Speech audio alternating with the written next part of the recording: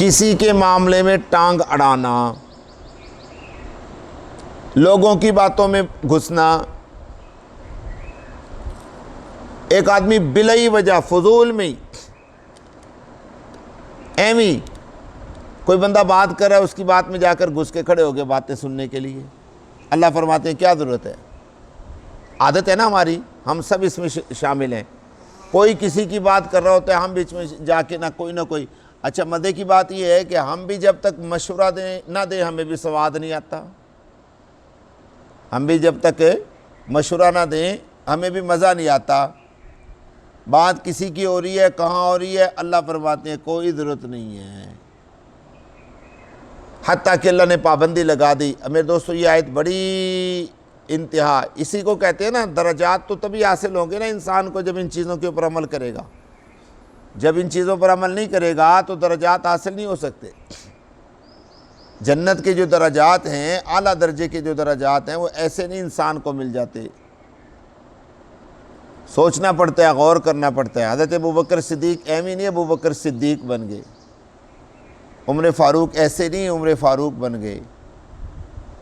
یہ جو بڑے بڑے حضرات کے ہم نام لیتے ہیں نا، ٹھیک ہے آج کل وہاں پر حالات بڑے خراب ہیں، لیکن ان کے مقام ولایت میں تو کوئی شک نہیں ہے نا۔ اب داتا دربار ہے یا شکر گنج ہے یا معین الدین چشتی ہے یا فرید الدین ہے، ان کے اکابر کے تقوی میں تو کوئی شک نہیں ہے نا۔ یہ تو اب 200 سال بعد، 300 سال بعد، 100 سال بعد ان کے درباروں پہ آ کر لوگوں نے یہ کام خراب شروع کر دیا، ورنہ ان حضرات کے تقوی طہارت میں تو کوئی شک نہیں تھا۔ یہ ایویں نہیں بن گئے میرے دوستو۔ یہ قرآن پاک کی ان آیات کے اندر غور و خوض کر کے میرا اللہ کیا ہم سے چاہتا ہے تو بنے ہیں۔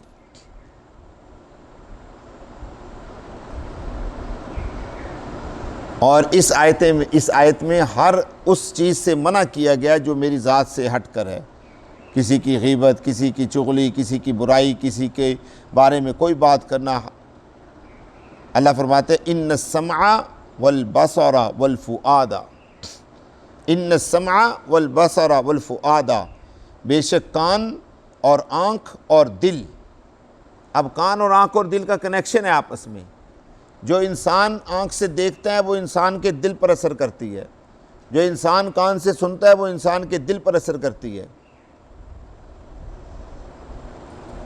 اور اس سے بچنے کا سب سے بہترین ذریعہ یہ ہے کہ کوئی بات اول تو سننے کی ضرورت ہی نہیں ہے، کوئی کون کیا کہہ رہا ہے۔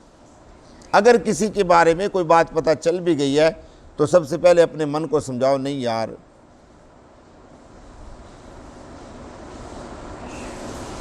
جس بندے کے بارے میں بات کی گئی ہے اگر وہ غلط ہو سکتا ہے، فار ایگزامپل، تو کہنے والا بھی تو غلط ہو سکتا ہے نا۔ کہنے والا کون سا؟ پنجابی کہندے نے پیر دا پوتا ہے، کہنے والا بھی تو غلط ہو سکتا ہے نا۔ اور یہ ہو ہی نہیں سکتا، ہمارا یہ مزاج ہے، یہ ہو ہی نہیں سکتا کہ ہم بات کو بڑھا چڑھا کے پیش نہ کریں۔ یہ تو کمال درجہ ہے نا ہمارا کہ بات اتنی سی ہوتی ہے اس کو۔ اور یہ معاملہ میرے ساتھ آپ کے ساتھ نہیں، یہ تو خود رسول اللہ صلی اللہ علیہ وسلم کے ساتھ معاملہ ہوا۔ آپ علیہ الصلوۃ والسلام حضرت میمونہ کے گھر تشریف لے جایا کرتے تھے۔ وہ میمونہ بیچاری مسکین سی تھی، سادی سی مسکین سی، تو ان کے گھر تشریف لے جایا کرتے تھے۔ عصر کے بعد حضرت عائشہ اور حضرت حفصہ کو یہ اچھا نہ لگا، انہوں نے فوراً جناب نظام ہی بدل کے رکھ دیا۔ وہ بیچاری شہد پلا دیا کرتی تھی، عصر کی نماز کے بعد حضور شہد پی کے آ جایا کرتے تھے۔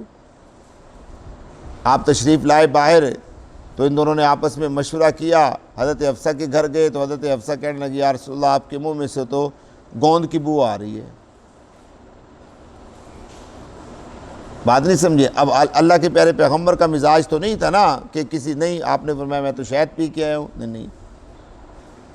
وہاں سے نکل کر سیدہ کے گھر تشریف لے گئے، سیدہ نے کہا یا رسول اللہ آپ کے منہ میں سے تو گوند کی بو آ رہی ہے۔ آپ نے فرمایا اچھا، سمجھ گئے۔ اب حضور نے یہ نہیں کہا کہ میمونہ یوں ہے یہ نہ، حضور نے اسی وقت فرمایا کہ اللہ کی قسم آج کے بعد میں شہد نہیں پیوں گا، یعنی نظام ہی ختم کر کے آ گئے۔ اور میرے اور جیسا آپ جیسا کوئی ہوتا ڈنڈا لے کے گھر پہنچ جاتا، ہاں بھی تو نے مجھے یہ پلایا، میری بےزتی کروا دی، فلاں نے یوں کہا، فلاں نے یوں کہا، چلو جی ایک کی جگہ 4 4 5 5 3 3 طلاقیں ہو جاتی ہیں۔ یہ چیز اللہ ہمیں سمجھا رہے ہیں۔ حضور تو صاحب الزمان تھے نا، حضور تو سارے نظام کو سمجھتے تھے، اس لیے سمجھ گئے جو اپنے تئیں تھا وہ روک لیا، اپنے آپ کو روک لیا، ان کو کچھ نہیں کہا، لڑائیاں جھگڑ۔ لیکن ہم میرے دوستو ہلکی سی کوئی بات سنتے ہیں، ہم سننے والے کو جبرائیل سے بھی بڑا درجہ دے دیتے ہیں کہ یار یہ بندہ سچا ہے۔ اب کرنے والے نے کتنی بات کی ہے، کہاں سے سنی ہے، کیسے سنی ہے، اس کو بھی نہیں پتا۔ اور مزے کی بات تو یہ جو کرنے والا ہوتا ہے نا وہ بھی کہہ دیتا ہے میں آپ دیکھ کے آیا ہوں۔ جب اس سے پوچھا جاتا ہے بھائی جان آپ نے دیکھی تھی؟ ہاں دیکھی تھی۔ کہاں دیکھی تھی؟ یہ کوئی نہیں پتا کہاں دیکھی تھی، آپ سن کے آئے ہو۔ یہ چیز میرے دوستو جب ختم ہوتی ہے نا انسان کے اندر سے، پھر تقوی کا معیار انسان کے اندر پیدا ہوتا ہے۔ اس لیے اللہ نے واضح فرمایا ان السمع، بے شک کان، والبصر اور آنکھ، والفؤاد اور دل، کل اولئک کان عنہ مسئولا، ہر ایک کے بارے میں سوال کیا جائے گا کہ بھائی تو نے جو کان لگا کے سنی تھی نا، بتا کہاں سنی تھی، اللہ پوچھیں گے۔ تو نے جو دیکھا تھا نا، تو نے لوگوں کو کہا کہ میں نے دیکھا تھا، کہاں دیکھا تھا بتا۔ اب دیکھیں کتنا مشکل ہو جائے گا میرے دوستوں امتحان دینا، آزمائش میں ہم پڑ جائیں گے۔ اور اللہ کے پیارے پیغمبر فرماتے ہیں اس وقت تک پاؤں زمین چھوڑے گی نہیں جب تک اللہ کے سوالوں کا جواب نہیں دیا جائے گا۔ اور زمین کتنی گرم ہوگی، سوا نیزے کے اوپر جب سورج ہوگا، زمین کتنی تپش ہوگی، جب تک اللہ کے سوالوں کا جواب نہیں دیا جائے گا زمین قدم چھوڑے گی نہیں، چپکے رہیں گے۔ یہ بھی نہیں ہوگا کہ انسان قدم اٹھا کر ادھر سے ادھر رکھ لے بھی شاید کوئی تھوڑا بہت ٹھنڈ مل جائے، نہیں، یہ حالت ہوگی۔ اللہ تبارک و تعالیٰ مجھے اور آپ کو فہم نصیب فرمائے۔